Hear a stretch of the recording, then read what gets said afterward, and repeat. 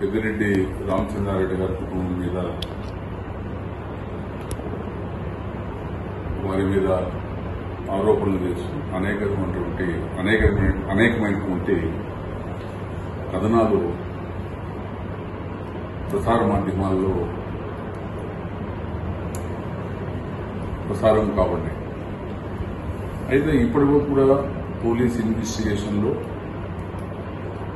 మరి ఇన్ని రోజులు అయినప్పటికీ కూడా పెద్దిరెడ్డి రామచంద్రారెడ్డి గారి మీద ఏదో ఆ కుటుంబం మీద వచ్చేటువంటి ఆరోపణలు ఇంతవరకు కూడా నిర్ధారణ కాలేదు. నిర్ధారణ అయినట్టు కూడా పోలీసు అధికారులు ఎక్కడ కూడా ప్రకటించలేదు. మరి ఈ పరిస్థితుల్లో ప్రసార మాధ్యమాల్లో పెద్దిరెడ్డి రామచంద్రారెడ్డి గారి కుటుంబం పైన కథనాలు రావడం ఇది మంచి సంప్రదాయం కూడా కాదు.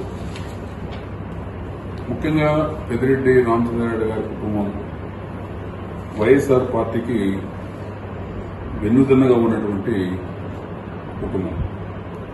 రెండోది, పార్టీలో కూడా కీలకమైన స్థానంలో ఉండాలి. కాబట్టి రకరకాల కథనాలను ప్రత్యర్థి రాజకీయ పార్టీల వాళ్ళు కూడా అనవసరంగా దీని ప్రచారం చేస్తున్న మాట చూస్తున్నాం.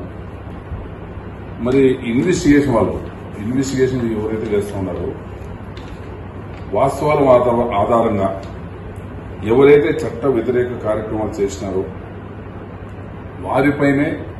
వారిపైన మాత్రమే చర్యలు చేపట్టాలి. కానీ పత్రికా కథనాలను ఆధారంగా చేసుకుని లీడ్ తీసుకుని మరి ఈరోజు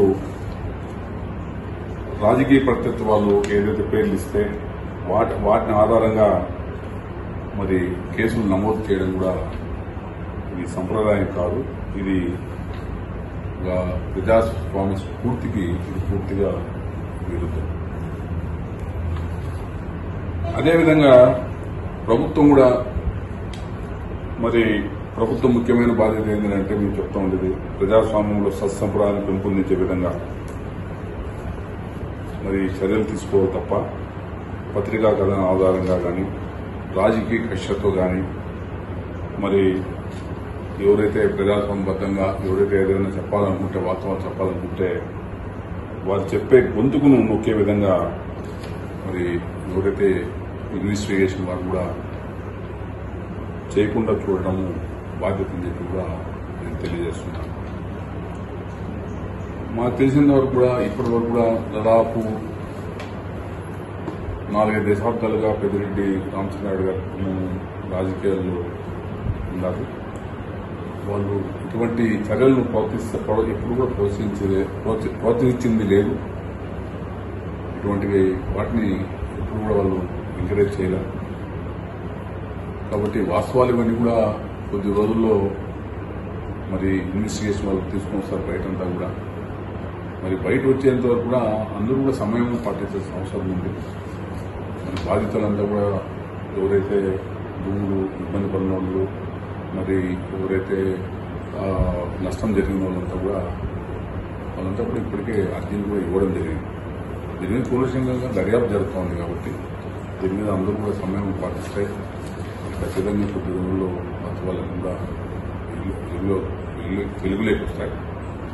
మరి ప్రభుత్వము ఖచ్చితంగా బాధ్యులు ఎవరైతే తప్పులు చేశారో వాళ్ళ మీద మేము చర్యలు తీసుకోవాలని మేము కూడా చెప్తున్నాం.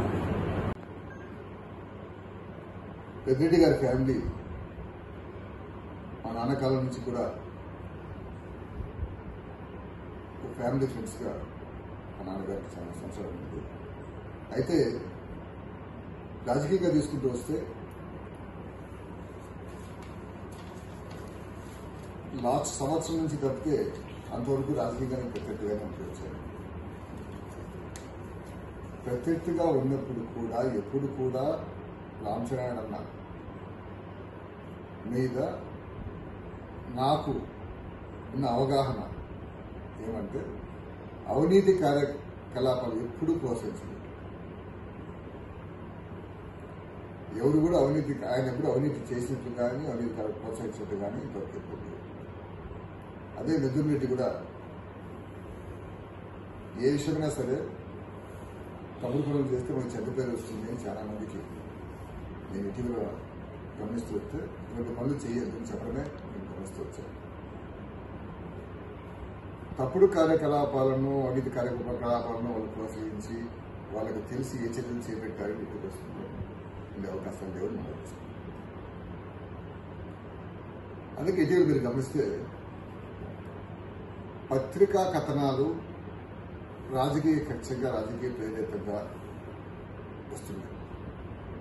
ఎందుకంటే వీరు చాలా గట్టిగా వైసీపీ కోసం 0.44 కాన్స్టిట్యూషన్ చేయడం అనేది చాలా పెద్ద బాధ్యత తీసుకొని చేసినారు, కష్టపడి పనిచేసినారు.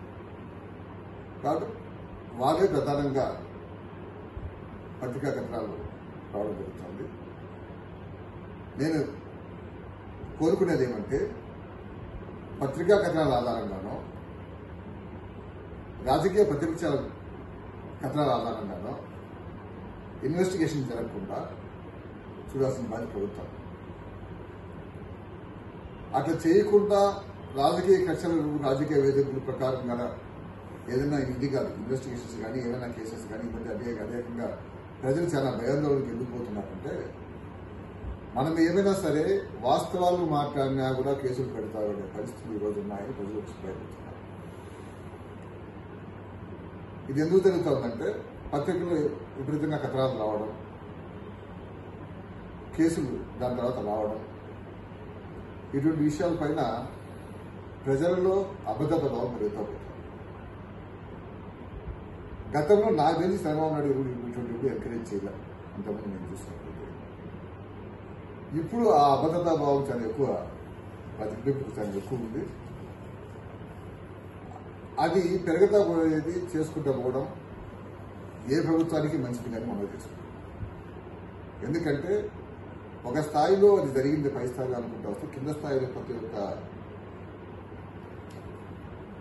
మోసపూరితంగా ఉండే నాయకులు ఉంటారు. వాళ్ళు అజ్ఞానం తీసుకుని మామూలు పేరు పడతారు.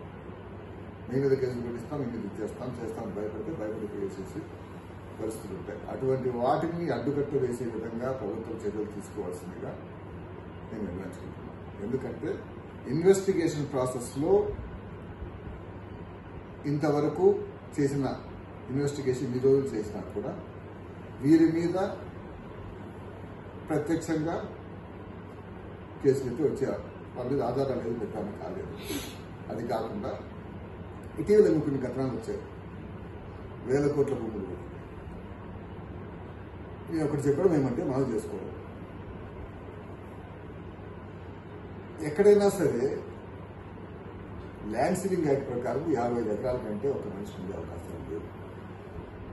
ఎక్కువ ఉంటే ఇప్పుడైనా సరే ప్రభుత్వం దాన్ని ల్యాండ్ సీలింగ్ తీసుకోవచ్చు. ఇది చాలా కామన్ సెన్స్. ఏ ఒక్క భూమి ఉండేవాడిని అడిగినా కూడా 50 ఎకరాల కంటే ఎక్కువ పెట్టుకునే అవకాశాలు ఉండవు. అంటే ఇవన్నీ కథనాలు అతియోశక్తులా కాదా అనేది మనం మీరు ఆలోచించాల్సిందిగా విజ్ఞప్తి చేస్తున్నాం.